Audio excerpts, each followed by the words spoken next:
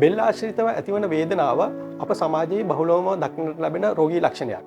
බෙල්ලේ වේදනාව හඳුන් නැති පුද්ගලයෙක් අප සමාජයේ දක්නට ලැබෙන්නේ නැති තරම්. අපට මේ බෙල්ලේ වේදනාව සමග ඇතිවෙන්න පුළුවන් වෙනත් රෝගී ලක්ෂණයන් දක්නට ලැබෙනවා. බෙල්ලේ වේදනාව සමග බෙල්ල චලනය කිරීමේ ඇතිවන අපහසුතාව, ඒ වගේම බෙල්ල දෙපස ඇති මාංශ පේශිවල ඇතිවන තද ගතිය, බෙල්ලේ වේදනාව අපගේ උරීස් වලට සහ අපගේ අත් දිගේ පල්ලයට ගමන් කිරීමේ හැකියාව, ඒ වගේම අත්වල සිදුවන හිරිවැටීම, ඒ වගේම හිසේ පසුපස ප්‍රදේශයේ ඇතිවන වේදනාව. ඒ කියන්නේ බෙල්ල කැක්කුම සමගම අපගේ හිසේ පිටුපස ප්‍රදේශයේ ඇතිවන වේදනාව දක්නට ලැබෙනවා. මෙම බෙල්ලේ වේදනාව ඇතිවීමට බලපාන්න පුළුවන් හේතු රාශියක් තියෙනවා.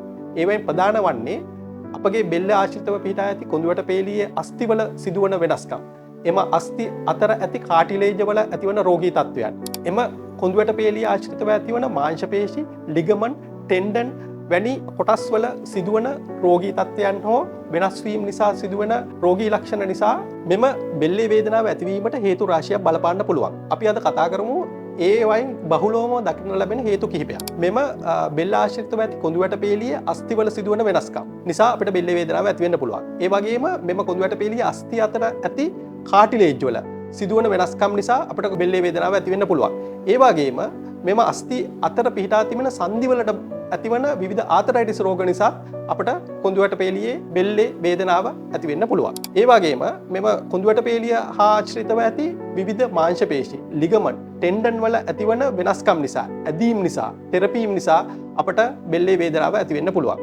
අවසාන වශයෙන් මෙම කොඳුවට පේළිය ආශ්‍රිතව ඇති සුෂුම්නාව හා ඒ ආශ්‍රිත ස්නායු වල සිදුවන තෙරපීම් නිසා අපට බෙල්ලේ වේදනාව ඇති වෙන්න පුළුවන්. එම නිසා ඔබට කල්පවතින බෙල්ලේ වේදනාව පවතී නම් ඔබ සන්ධි හා සන්ධි ආශ්‍රිත රෝග සම්බන්ධ විශේෂඥ වෛද්‍යවරයෙකු, කන්සල්ටන්ට් රුමටොලොජිස්ට් කෙනෙක් හමු වී ඒ සඳහා අවශ්‍ය පරීක්ෂණ සහ ප්‍රතිකාර ලබා ගැනීම සිදු කරන්න ඕන.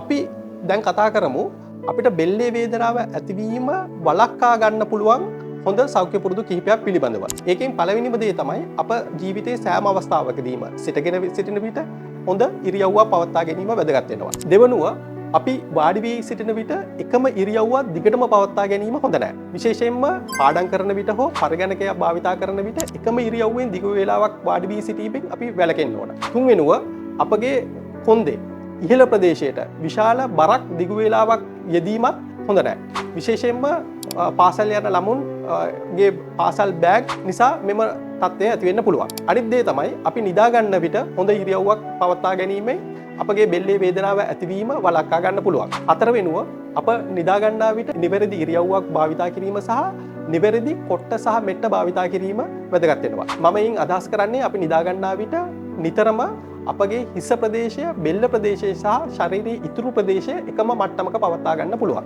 මෙවැනි හොඳ සෞඛ්‍ය පුරුදු අනුගමනය කිරීම මගින් අපට බෙල්ලේ වේදනාව නිතරම ඇතිවීම වළක්වා ගන්න පුළුවන්.